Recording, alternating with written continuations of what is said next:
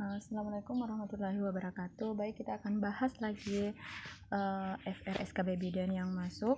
Semoga tidak tambah mumet yang belum ujian ya. Oke. Yang pertama, tahun HKN. Tahun HKN pertama itu jawabannya tahun 1959. Jadi teman-teman jangan cari jawaban yang sebenarnya. Oke, jangan cari jawaban ini karena sudah pasti nggak ada, dan jawaban yang paling benar itu 1959. Meski sejarahnya sudah pada kita tahu bersama, tapi entah mengapa BKN menghendaki hal seperti ini. Saya juga tidak tahu. Oke, kita manut aja sama kuncinya BKN, maksudnya maunya BKN itu kayak mana, kita ikutin aja. Oke, next, tujuan KB demograf secara demografi, yaitu menekan, bukan menekan ya, tapi mengatur, maaf ada yang salah, mengatur laju pertumbuhan penduduk dan menekan angka kelahiran. Kemudian yang ketiga, langkah ketujuh cuci tangan. Jawabannya adalah bilas tangan sampai siku dan keringkan dengan handuk bersih dan tisu. Itu jawaban dari teman saya yang dapat nilai 470. Berarti kita meyakini bahwa itu adalah jawaban dari BKN. Maksudnya jawaban yang sesuai dengan kunci jawabannya BKN. Ini pakai teori lama ya. Kemudian next, robekan sampai sphincter ani eksternal. Berarti dia derajat 3. Jangan terpengaruh dengan adanya eksternal di sini. Kalau dia sampai menyentuh sphincter ani, berarti dia derajat 3. Derajat 4 kalau dia sampai menyentuh rektum, derajat 2 kalau dia sampai ke otot perineum. Oke, berarti kalau dia sphincter ani derajat 3 ya. Kemudian yang kelima, denominator puncak kepala. Denominatornya adalah diameter occipitofrontalis dengan diameter 11,5 cm. Kemudian yang keenam, suprasistem SKN itu apa? Jadi jawabannya adalah sistem ketahanan nasional. Oke, yang ketujuh, ini ada bayi lahir distosia, kasusnya distosia, kemudian lengannya patah dan tidak bisa mengepal. Nah, jawabannya apa? Yang pilihannya itu kan ada CC-nya gitu. Nah, ini yang bermasalah pada tulang belakang bagian C7. Ingat aja C7-nya. Kemudian kegiatan P2PL, pengendalian penyakit dan penyihatan lingkungan. Yang pertama, kalau ini sih saya masuk, kebetulan pas di dalam, sebenarnya ini saya hafal tapi pas di dalam ruangan kemarin langsung buyar, maksudnya hafalannya nggak tahu kemana. Tapi yang saya ingat P2PL ini kegiatannya tentang penyakit-penyakit gitu ya, berhubungan dengan penyakit dan penyihatan lingkungan. Jadi ya sudah, saya pilih jawaban yang berkaitan dengan penyakit kayak ini. Pembinaan surveillance, imunisasi, karantina, kesehatan mata, pengendalian penyakit bersumber binatang, pengendalian penyakit menular langsung, pengendalian penyakit tidak menular, penyihatan lingkungan, dukungan manajemen, dan tugas teknis lainnya. Yang biasanya masuk itu yang ini, pengendalian penyakit bersumber binatang, ini yang nomor 2 sampai nomor 4. Oke, next.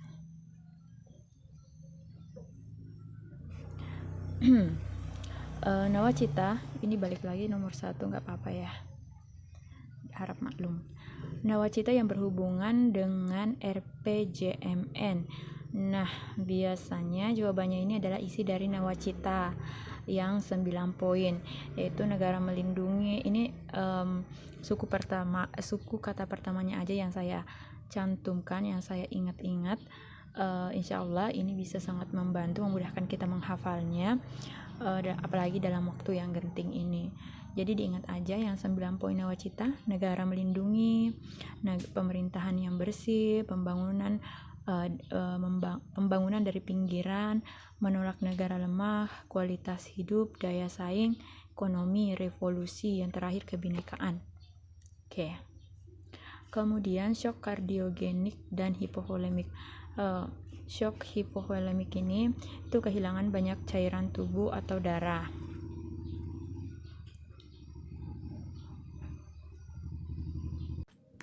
Kalau kardiogenik, kita lihat kardio berarti dia ada masalah dengan jantung. Jantungnya mengalami disfungsi, tidak bisa memompa darah ke seluruh tubuh. Ini saya rasa cukup gampang. Kemudian bayi merintih, biru. Nah, pilihan jawabannya itu yang ini. Harusnya sih kalau ada jawaban resusitasi, tapi berhubung tidak ada, jadi kita pilih kompresi dada aja. Kemudian nomor 4. Pasal dalam Undang-Undang Dasar 1945 yang mendasari BPJS. Jawabannya pasal 28H dan pasal 34.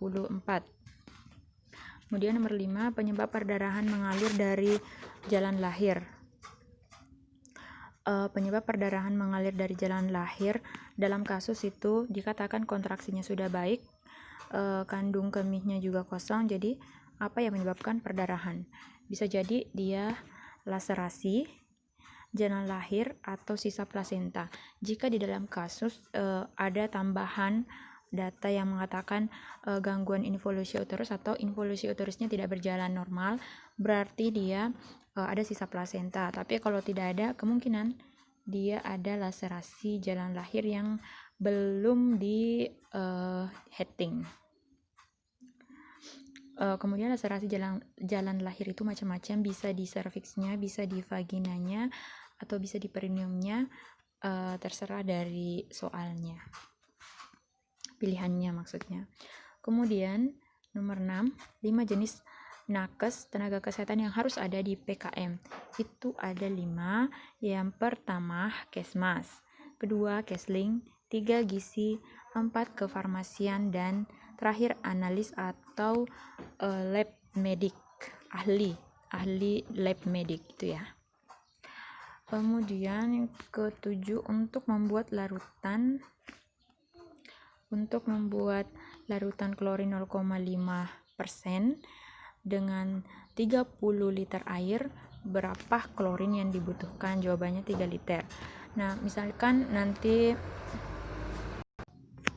30 liternya ini diganti, jika diganti misalnya dia 50. Jadi cara hitungnya itu gampang banget karena perbandingannya 1:9.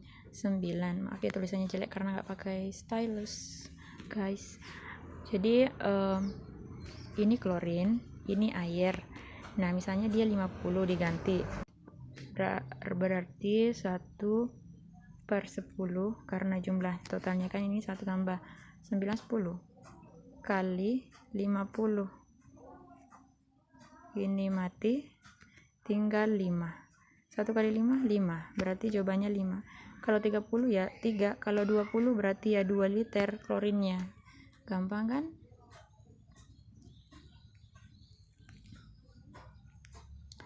Oke. Next, fase janin 7 minggu. Apa yang terjadi? Itu ada pembentukan otak, gigi, langit-langit, dan sendi. Kemudian yang kedua, insersi filamentosa, definisinya apa? Pengertiannya apa? Insersi filamentosa adalah insersi tali pusat pada selaput janin, bukan pada plasenta. Ini kelainan insersi atau perlekatan tali pusat yang tidak melekat langsung pada plasenta, tapi melekat pada selaput janin, sehingga ada pembuluh darah yang menghubungkan antara selaput janin, antara tali pusat dan plasenta yang berjalan sepanjang selaput janin. Oke, nomor 3, ibu 5 hari tidak BAB. Motivasi yang bidan berikan apa? Diberikan stimulasi, misalnya dengan jongkok. Di pilihannya itu jongkok di samping air yang mengalir dari keran air. Kemudian nomor 4, lulusan terbaik bidan tidak selalu bekerja. Lulusan terbaik bidan, tapi dia itu selalu bekerja sendiri, sehingga bidan seniornya di puskesmas itu tersinggung. Nah, ada masalah apa? pertanyaannya itu apanya yang bermasalah. Berarti yang bermasalah di sini dia EQ-nya tinggi tapi emotional manajemennya kurang. Ini masalah EQ. Tahu kan ada EQ, SQ, spiritual question, emotional question, dan intelligent question. Oke, kita lanjut nomor 5. Hormon yang berperan pada masa premenopause. Hormon yang berperan pada masa menopause itu yang pertama itu hormon estrogen. Hormon estrogen pada masa premenopause itu menurun drastis, tapi hormon FSH dan LH-nya justru meningkat. Kemudian nomor 6, bayi 6 bulan, motorik kasarnya apa? Jawabannya bisa menegakkan kepala dan berguling-guling. Kemudian yang ke-7, kapan bayi bisa menyusun 2 kubus? Jawabannya usia 12 bulan atau 1 tahun. Kemudian nomor selanjutnya, vaksin sensitif panas. Yang itu ada 3, BCG, polio, dan campak. Ini wajib banget dihafalkan. Kemudian MPASI bayi 9 bulan. Ini jawabannya adalah makanan lembek atau makanan yang dicincang dengan frekuensi 3-4 kali per hari dan porsi 1/2 sampai 3/4 mangkok yang berukuran 250 ml. Oke, kita lanjut nomor terakhir. Kunci membina hubungan baik dalam konseling.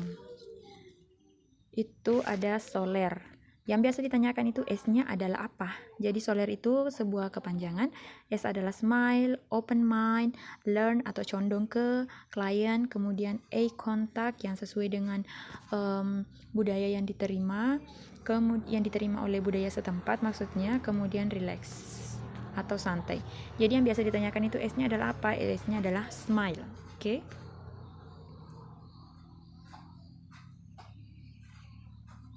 Oke, cukup sekian pembahasan FR kita pada kali ini. Thanks for watching and jangan lupa subscribe supaya saya terus bersemangat mempost pembahasan FR di video selanjutnya. Bye bye. Assalamualaikum warahmatullahi wabarakatuh.